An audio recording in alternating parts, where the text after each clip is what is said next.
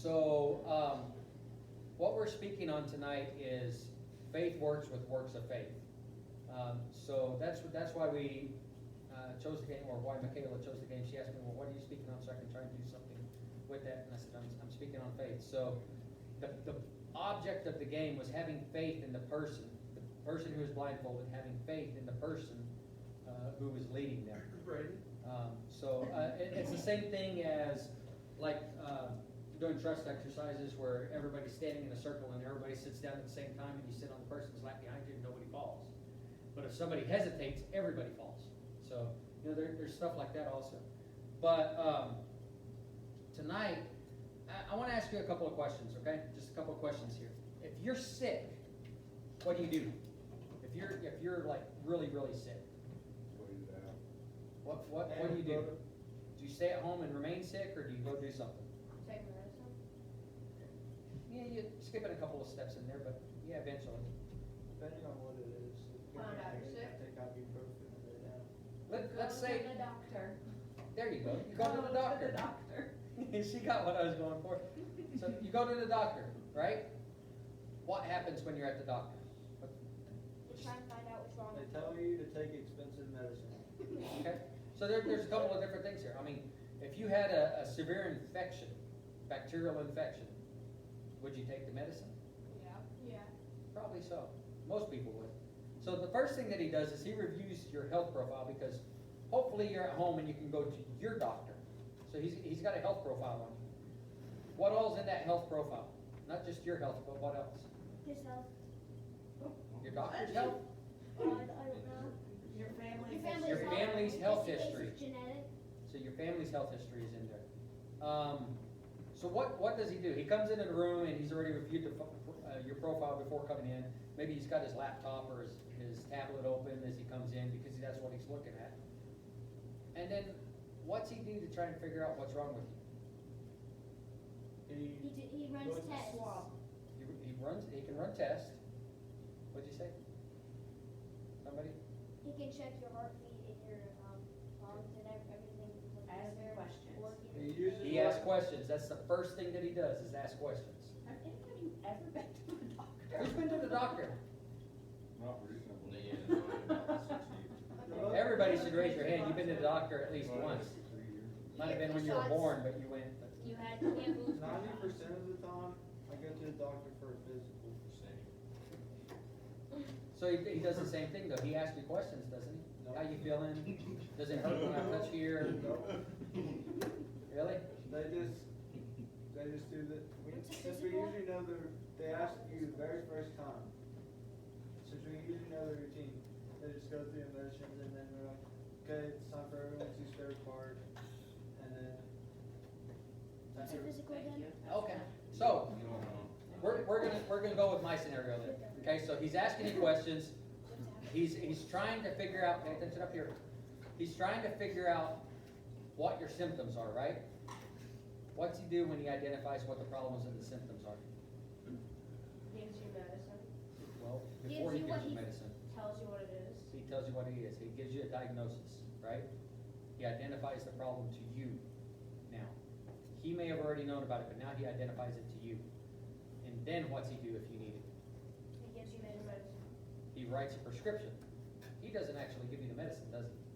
He writes a prescription and calls it into the pharmacy. Okay? So he sends it to the pharmacy, and then what's he do after that? He tells you to go to the pharmacy and pick it up. Okay, that's part of it, yes. Bills your insurance. He bills your insurance, that's part of it, yes. But he gives you a plan of recovery also. This is how you take the medicine. This is what it's supposed to do to you. Stay at home if you've got a fever. Excuse me. If you're growing up, drink 7-Up. I don't know. Stuff like that. Maybe that's an old lifestyle. I don't know. Okay, so what happens when, or what do you need to do now? Okay, he's called it in. He's told you everything. He's like, all right, sayonara. Go out the door and do what I told you. So now what do you have to do? do Take it. it. Okay, and what happens if you don't follow his instructions? Probably get more sick. Or I need you're to get sick more for longer. sick. That's a good one. You get more sick, or maybe it's a slower recovery, and maybe you got the flu. and you know you're gonna recover, or you hope that you're gonna recover at some point in time. At the worst, But it's you a little die. bit slower.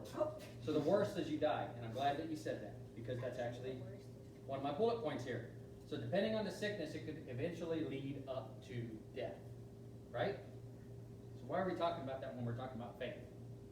Okay? Anybody know? You have to have faith in the doctor. Because you have to have faith in God. You have to have faith in the doctor, And if you don't have faith in God, you die. okay? Amen. And you have to do what the doctor tells you to, okay? If the doctor diagnoses you with something and he says, okay, I called in your prescription down at the pharmacy and you don't go get it, does that prescription do you any good? Okay. But you have faith that the doctor's telling you what to do is right, right? Okay. So what if you pick up the prescription and you just set it on your shelf? Is that gonna help you? No. No, it's not gonna help you. You actually have to follow the rules or the instruction that the doctor's giving you, okay? Yes, And you have to follow it exactly, not just stop doing it when you feel better. and that is a good point. I'm glad that you brought that up. That's my next bullet point. At any point in time, you can get off track, and it then affects your recovery plan. So we have to be diligent in making sure that we're following the plan.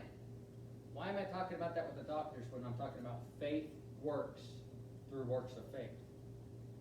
Because that's what that is. You have faith in the doctor, so you're working your faith in order to recover because of your faith in the doctor, okay? So I've got a couple of verses here that I want to go over with you guys, okay? First one is Matthew chapter 9, verses 27 through, oh, that's not 27 through 20, that's supposed to be like 27 through 29 or something like that. Maybe I run backwards, I don't know. Matthew chapter 9, verses 27 through 30. Okay, and I'm going to go over 4 stories here with you guys. And I'll tell you what the stories are first. All 4, 27 through 30. All 4 stories are dealing with Jesus healing blind men. How ironic. You guys were blindfolded during this exercise, right? So all 4 of these stories is Jesus healing, all 3 stories, I'm sorry, 3 stories is Jesus healing 4 blind men. Okay? One of them, some people say, well, that's the same story as this one over here. And some people say, yeah, it is 2 different stories because there's differences. We're just going to go with it being 2 different stories just to make a point, okay? So, verse 27 through 30. As Jesus went from there, 2 blind men followed him, calling out, "Have mercy on me, son of David." When he entered the house, the blind men approached him, and Jesus said to them, "Do you believe that I can do this?" What's the first thing? You got to believe, right? You got to believe. You had to believe in the doctor, otherwise you wouldn't have even gone to him. Okay? They said, "Yes, Lord." Then he touched their eyes, saying, "Let it be done according to your faith." And their eyes were opened. Then Jesus warned them sternly, "Be sure that no one finds out." But they went out and spread the news of him throughout the whole area. Okay? So, I'll read the next one in a little bit. I got to ask you another question. How do we find our ailment? Our spiritual ailments. Everybody has a spiritual ailment at some point in time in their walk, whether it's before they came to know Jesus, during their walk with Jesus, or just everyday life. Okay? How do you find out what your spiritual ailment is? You pray? Okay. That helps you find out what it is. What else can you do? It's a spiritual element. Sickness. Spiritual sickness. What else can you do? Read the Bible. You can read the Bible. I'm glad you said that. You can review be like a doctor. You can review your spiritual health with Christ, right? Okay? You can ask Jesus what your symptoms are. Why? It's a little bit different. So the doctor asks you what the symptoms are. Here, you ask Jesus what your symptoms are. You find your symptoms in the Word of God. Maybe Pastor Hal's speaking and he says something and you're like, oh, well, I didn't know that. Okay, so you're finding out your symptoms like that. So you ask Christ what your symptoms are. You review symptoms in your book instead of the medical books. And in that book, it provides the fixes. Okay? You then identify what your full problem is. You get your prescription from the great physician. Right? That's what God is. He's the great physician. He fixes us. And then you do what? What was the last step that we had to do? You have to get the doctor, what the doctor prescribed, and do what? Use it. Okay, so it can be summed up in one step. You have to follow the plan, right? Here's our plan right here. This is what we have to do. Okay, it'll tell you everything that you have to do in here. Okay? So, now let's take a look at Mark chapter 8. Mark chapter 8, verses 22 through 25. Okay? They came to Bethsaida. They brought a blind man to him and begged him to touch him. He took the blind man by the hand and brought him out of the village, took him away from everybody else, spitting on his eyes and laying his hands on him, and said, "Do you see anything?" He looked and said, "I see people. They look like trees walking." Again, Jesus placed his hands on the man's eyes. The man looked intently, and his sight was restored, and he saw everything clearly. Then he sent him home, saying, "Don't even go into the village." So don't go back the way that I brought you. Okay, don't go back where you came from.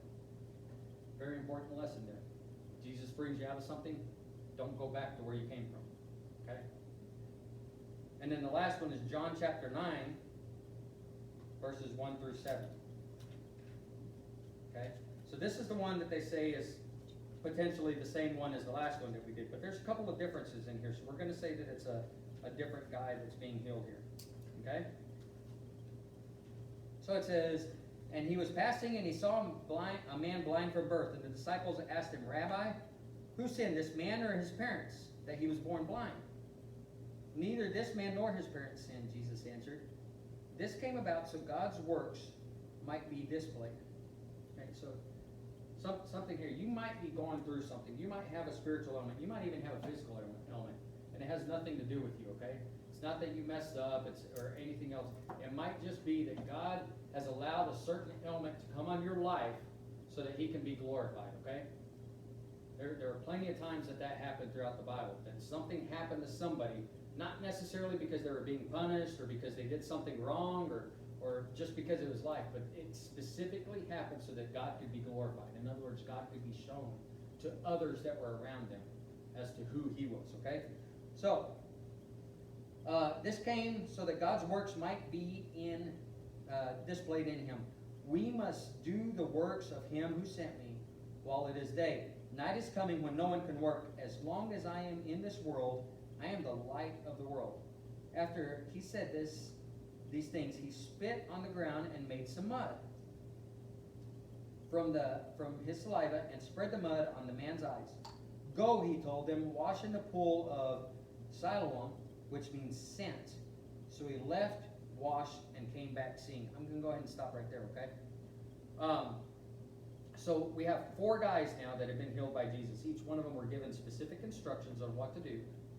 And each one of them followed those instructions, and then they were healed. Okay? So, we all have ailments in our lives. What are ailments that we can deal with? What's the biggest ailment that everybody has? Everybody has an ailment. What's the biggest one everybody has at some point in time? Sin. That's the easy biblical answer, right? Now, what are some of the other ones? Do you want us to name sins? Say again? Do you want us to name sins? Name some things that you deal with. Name something that can be an ailment. So an ailment will hinder you, okay? If you're sick with pneumonia, you're hindered in your ability to breathe. If you're sick with the bug flu, you're hindered in your ability to eat and digest food and take in the nutrients that you need. So there's different ailments that cause different things that hinder you. So what's something that's an ailment that can hinder your spiritual life? Depression. Say again? Depression. Depression can hinder your spiritual life. Does it mean that you've done something wrong because you're depressed? No. Does it mean that God can't use you? No. All it means is that it is something that it hinders you. Okay? What else? Somebody else said something else. Doubt. Or what do we sometimes call that? Lack of faith. Lack of faith can definitely hinder you. Anxiety. Everybody deals with it. Anxiety is one. Anxiety can hinder you. Okay? So there's several different things that can hinder you. Does it mean that God can't work through you? No. Absolutely not. Does it mean that God can't heal you? No. God can heal you, okay? God can heal you as long as it's within His plan, okay? And there, like with the blind man, it was just a plan for him to be blind so that God could be shown who He was, okay? So, we fill our prescription. That's how we fix this, right? We have to fill our prescription. What is our prescription? Well, it could be whatever Jesus tells us to do. Okay? It could be simply going to church. It could be confiding in somebody. You know, I could have to talk to my wife. I could call Christoph. I'll text Christoph or call him, or when we're coming up here and we're working, we'd sit there and we'd just talk about stuff. It could be confiding in somebody and getting some counsel. It could be reaching out to your buddy that helps you stay accountable and doing things. Okay, so it's any number of things that you can do. Okay, so then we follow the recovery plan. Okay, so our prescription, we do that because we have faith. We go fill our prescription because we have faith. But then we follow the recovery plan. And see, following the recovery plan to us, that's the works of faith, which prove our faith. Okay, so there's faith that you have in God. That's just you simply believing that it's going to happen, okay? And then there's works of faith. That's because you believe you're going to go out and you're going to do certain things. So I believe that, you know, God's going to save me. So instead of just sitting here, all right, take me to heaven, Lord. I'll wait. No, that's not what God wants us doing. He wants us actively engaged. So that's why it's faith works through works of faith. Can you earn your salvation? No, and that's not at all what I'm trying to teach up here. But James and Paul, many times throughout the Bible, will tell you that faith without works is dead. That's James's exact words right there. Faith without works is dead, okay? So, what would happen, go through the 4 scenarios here, what would happen if the first blind man didn't believe that Christ could do it? Remember? He said, do you believe that I can do it? And they said, yes, right? So what would have happened if they didn't believe Christ could do it?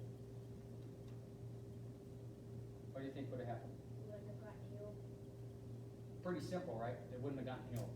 I don't think they would have gotten healed. Why? Because Christ said, according to your faith, you're going to be healed. So let me ask you something. If you're dealing with something and you really don't feel that you're going to be healed of it, and it could be sickness, it could be the anxiety, it could be depression, it could be any number of things. You really don't feel that you're going to be healed of it. Is it really doing you any good to come up and ask Jesus to heal you? Probably not. Okay? So you have to have faith first, and then you have to exercise your faith through the works in behind it. Okay? So, let's look at the third blind man. Okay, that was the first 2. Let's look at the third blind man. What would have happened if the third blind man would have just said that he could see after the first time? Right? Remember, he was asked one time, and what did he say he could see? People that look like trees. He could see people that look like trees. Kind of reminds me of a story of my grandfather. My grandfather had LASIK done on his eyes when he was older. He couldn't see very well. After the LASIK and his eyes and everything healed, my grandmother goes, "Can you see better?" My grandfather goes, "Yeah, you see that tree way over there?" My grandmother goes, "Yeah." He goes, "That's not really a tree, that's a guy sitting over there." What? My grandfather was a humorous man at times. I thought it was funny. So, back to the blind man. What would have happened if after the first time the blind man said, "Yeah, I see fine"? You wouldn't have been able to see very good. He would have gone around with a blurry vision afterwards, right? Why? Because if he would have told Jesus, "I see just fine," then Jesus wouldn't have reached out and touched him again to get the vision better. I see fine, I'm okay. Everything's all right. I don't have any issues I'm dealing with. It's okay, God, I got this. But if you tell God that it's okay and you don't seek for his provision behind it, then nothing's going to happen at that point in time. Okay? So, what would have happened if the fourth blind man would have just wiped the mud off? Or if he went to a different place to wash it off? Because there are 2 things that happened there, right? Jesus said, "Go wash the mud off," and he gave him a specific pool to go and wash the mud off in. he probably wouldn't have been healed. Or maybe not to the extent that he was. Okay? So the whole thing is we have to be able to follow the plan that is set forth before us. Okay? So once again, what happens if we don't follow the plan? We're controlled by our spiritual element. That's one thing that can happen. We can be controlled by our spiritual element. So looking at what our comparison was to the physician earlier, that could be the getting sick, symptoms worsening, being sick longer, slower recovery, anything like that. Okay? What else can it do? It can hinder our ability to be redeemed if it's something that's a sin that we're not really willing to give up. If we haven't truly accepted Christ into our lives and we're not willing to follow what he wants us to say, then that hinders us from the redemption that Christ will give us. Because we won't be willing to accept it at that point in time. Right? Does that make sense? Okay, what else? We could drift further from God. Okay, that's just like having worse health with the regular doctor by not doing what we said. Or, what's the big one? What was the big one, Tyler? We could die. Spiritual death. We've never accepted Christ into our lives. We've never followed the plan that he set before us. So then we have spiritual death. There's no chance of you making it to heaven if you don't decide. Understand what I'm talking about here. I'm talking about an unbeliever who has come to church and has decided not to follow Christ, decided not to do what he's been shown should be done. There's a spiritual death that occurs. Okay? For a believer, it's a little bit different. Can it eventually lead to a spiritual death if the believer starts doing stuff that they're not supposed to be doing and they're not following the plan? Absolutely. It can eventually lead to a spiritual death. The Bible tells us if we continue to sin purposely, that God can cut us off. He's speaking to believers at that point in time. He's telling believers, stay straight. Don't go back the way you came. Don't go back to what you came from. Don't go back to what God healed you from. Don't go back to what Christ delivered you from. Because spiritual death can still occur even to you as a believer. Okay? So, Hebrews 11 gives us a couple of examples. Let me find Hebrews. It's somewhere in the New Testament.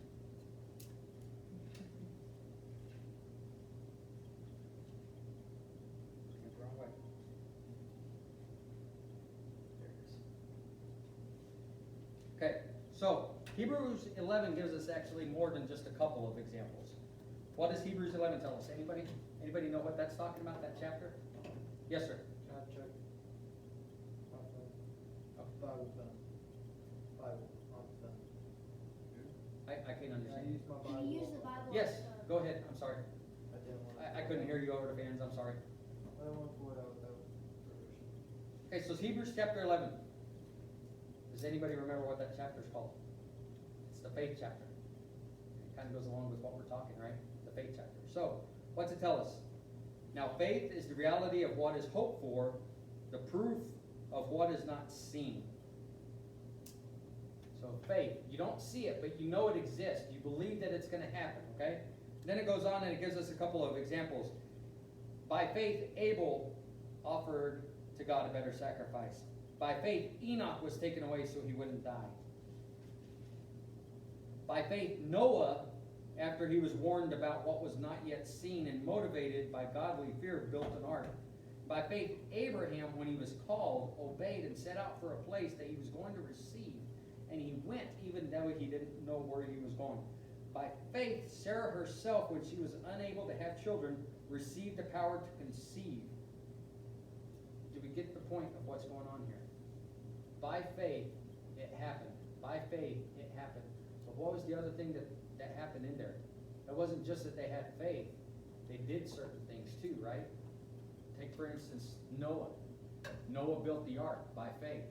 Noah, the reason that he was saved was because of his faith and his walking with God. It wasn't just because he built an ark. There was something that happened before it. He had to walk with God first, and then God told him, build the ark. Okay, so there was a plan that was followed to start with. There was a plan that was followed even afterwards. Abraham. Abraham didn't just become a father of many nations because he had faith in God. Abraham became a father of many nations because he followed God's plan for him. He went from where he was way over in what's modern day Iraq, and he went over to modern day Israel. He even went down into Egypt. He went into Saudi Arabia, into different areas throughout the land because he was following where God wanted him to go. So there was a plan that was worked. Okay? The last thing that I want to read to you, chapter 12, Hebrews chapter 12, verses 1 and 2. Therefore, since we have such a large cloud of witnesses surrounding us, let us lay aside every hindrance and sin that so easily ensnares us. See, it's not just sin. It's the hindrances also. There are things that can hinder us that aren't necessarily sin, and that's exactly what it's talking about. Lay it aside. If you're having trouble laying it aside or getting past it, maybe that's a better word of doing it. If you're having problems getting past it, pray about it. Seek counsel about it. You know, I can go to Samantha. I can go to Christoph. I'm pretty sure that Olivia wouldn't mind if I talked to her too. Okay? Lay them aside. Find the help that you need in order to lay them aside. Okay? If it's just something that you struggle with, maybe it's something that it's in your mind. Maybe you just don't feel that you're good enough for something, or maybe it's that you have a fear that you're not going to be accepted by certain people, or maybe it's that you have a little bit of anxiety when you get around people. Maybe you have a lot of anxiety when you get around people, and you want to be able to get past that. Seek the proper counsel for that. And like I said, that could be people, or that could be Jesus Christ himself. And have faith at that point in time. And then follow what he says, because he can lead you out of anything. Okay? Does that mean that if you don't come out of it, that he's not going to be able to use you? No, because the Bible specifically makes a difference in it. There's things that hinder you, and then there is sin that enslaves you. Okay?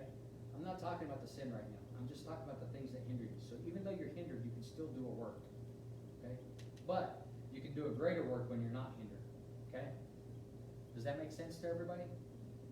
Okay, so the last thing that we talked about, we need faith that works so that our faith works. Let me say that again. We need faith that works, or works of faith. We need works of faith so that our faith works. Works of faith so our faith works. James 2:26. Faith without works is dead. Okay? So these works of faith will increase your faith. Works of faith will increase your faith. Okay? So that's all I really wanted to speak to you guys about today. Get out there and do these works of faith. It could be something that you're doing at home. It could be going out there, and it could be working with people. It could be guiding people. It could be seeking assistance from people. Any number of things. Just get out there and work your faith through these works of faith.